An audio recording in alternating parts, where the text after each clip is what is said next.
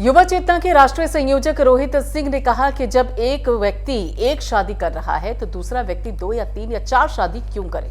असम सरकार के इस फैसले का मैं स्वागत करता हूं। वहीं राहुल और तेजस्वी पर तंज कसते हुए उन्होंने कहा कि राहुल गांधी अगर 5G हैं तो तेजस्वी यादव 2G हैं और देश के लिए अगर कोई काम कर रहा है तो वो है पीएम मोदी।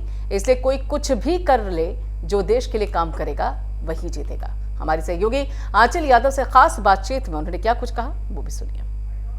रोहित सिंह जी युवा चेतना से हमारे साथ हैं और बात कर लेते हैं कुछ ज्वलंत मुद्दों पे। जिस तरह से देखिए ज्ञानवापी को लेकर फैसला आया हाई कोर्ट का कि जो पूजा अर्चना चल रही थी तहखानों में वो बरकरार रहेगी। माननीय न्यायालय के द्वारा जो फैसला आया है उसको आज प्रत्येक भारतवासी सिर माथे लगा रहे हैं। माननीय इलाहाबाद हाई कोर्ट ने ज्ञानवापी तहखाने के संदर्भ में जन भावना के अंतर्गत संविधान प्रदत्त अधिकारों को देखते हुए निश्चित रूप से निर्णय दिया है और हम उसका स्वागत करते हैं।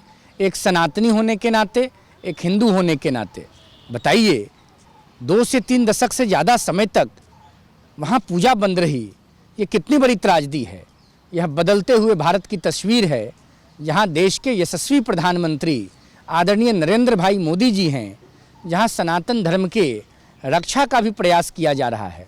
नहीं तो पूर्व की सरकारों ने तो सबसे ज़्यादा हमला और सबसे ज़्यादा नज़र टेढ़ी अगर कहीं की तो सनातन धर्म के केंद्रों पर की। वहीं दूसरी तरफ अगर देखा जाए तो देखिए चाहे राहुल गांधी की हम बात करें या तेजस्वी यादव की बात करें, दोनों ही लोग यात्राएं करने पर लगे हैं। कि न्याय यात्रा चल रही है कि बिहार में यात्रा चल रही है। देखिए राहुल गांधी 5G नेता हैं और तेजस्वी यादव जी 2G नेता हैं, तो इन लोगों पर क्या चर्चा की जाए।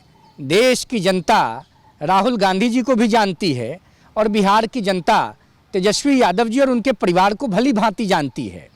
देश का सर्वनाश कांग्रेस पार्टी की सरकारों ने किया और बिहार का बनता धार लालू यादव जी, राबड़ी देवी जी और तेजस्वी यादव के नेतृत्व में हुआ।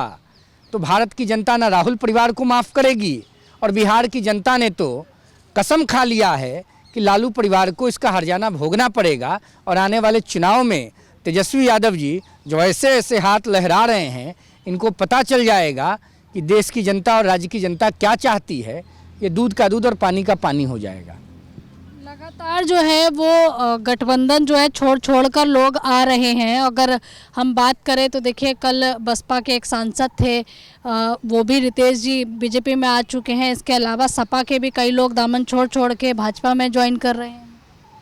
देखिए हम तो किसी राजनीतिक दल के सदस्य नहीं हैं, लेकिन देश के एक सजग नागरिक होने के नाते यह बात तो जरूर मूल्यांकन करते हैं कि देश की प्रगति अगर किसी नेतृत्व के साथ है तो उस नेतृत्व का नाम देश के प्रधानमंत्री आदरणीय नरेंद्र मोदी जी है।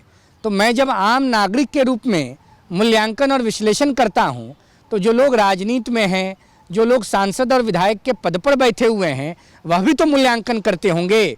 आज देश की पूरी आबादी प्रधानमंत्री मोदी जी के नेतृत्व में चलने में गर्व महसूस कर रही है। आज पूरी दुनिया भारत की ओर देख रही है। आज भारत विश्वगुरु के रूप में स्थापित हो चुका है। तो आप बताइए इन परिवारवादियों के साथ कौन रहेगा, जो नाम तो समाजवाद का देते हैं लेकिन सिर्फ अपने परिवार की चिंता करते हैं, भाई भतीजावाद में लिप्त हैं। इनके साथ कौन रहेगा। बिल्कुल। वहीं दूसरी तरफ उत्तराखंड की बात करें तो उत्तराखंड सरकार भी देखिए जो तमाम उपद्रवी रहे जिन्होंने हल्द्वानी को जलाने का काम किया, अब public private property damage recovery bill लाने जा रही है और ये कहीं ना कहीं हल्द्वानी की घटना के बाद अब सरकार ये करने जा रही है। देखिए धामी जी ने तो अभूतपूर्व काम किया है। जिस प्रकार से यूनिफॉर्म सिविल कोड लाया उन्होंने, और अब जिस प्रकार से हल्द्वानी में जो विभत्स घटना हुई जिसमें राज्य की संपत्ति को भी क्षति पहुंचाया गया, ऐसे उपद्रवियों से निपटने के लिए जो भी निर्णय राज्य सरकार लेगी वह निश्चित रूप से स्वागत योग्य कदम होगा। वहीं असम भी अछूता नहीं है। असम सरकार ने बड़ा फैसला लिया, मुस्लिम महिलाओं को राहत देने का काम किया। उन्होंने जो विवाह और डाइवोर्स का मुस्लिम का जो कानून था उसको ख़त्म कर दिया। अच्छा ये बताइए पूरे देश के नागरिक क्या मानते हैं। बाबा साहब भीमराव अंबेडकर का दिया हुआ संविधान मानते हैं। हम सनातनी लोग एक विवाह में संतुष्ट हैं। तो ये बताइए कहाँ का नियम है कि एक आदमी 4 शादी करेगा। अब मौखिक रूप से तलाक तलाक तलाक बोल दिए, तलाक हो जाएगा। हम धन्यवाद देते हैं असम के लोकप्रिय मुख्यमंत्री हेमंतो बिश्व शर्मा जी को, धन्यवाद देते हैं, उनका अभिनंदन करते हैं। उन्होंने एक साहसिक कदम उठाया है और निश्चित रूप से मुसलमान माताएं और बहनों के हित में चिंता करते हुए जो उन्होंने कानून रद्द किए हैं, निश्चित रूप से मुझे लगता है पूरे देश के लोग उनको बधाई दे रहे हैं, पूरा देश गौरवान्वित है, असम की जनता तो गदगद होगी ही। चलिए धन्यवाद। तो देखिए यहाँ आप रोहित सिंह को सुन रहे थे, युवा चेतना से हैं, जिनका कहना है कि मुस्लिम महिलाओं को जिस तरीके से राहत देने का काम असम सरकार ने किया है, ये स्वागत योग्य है। कैमरा पर्सन स्वास्तिका के साथ आंचल यादव, प्राइम न्यूज़ दिल्ली।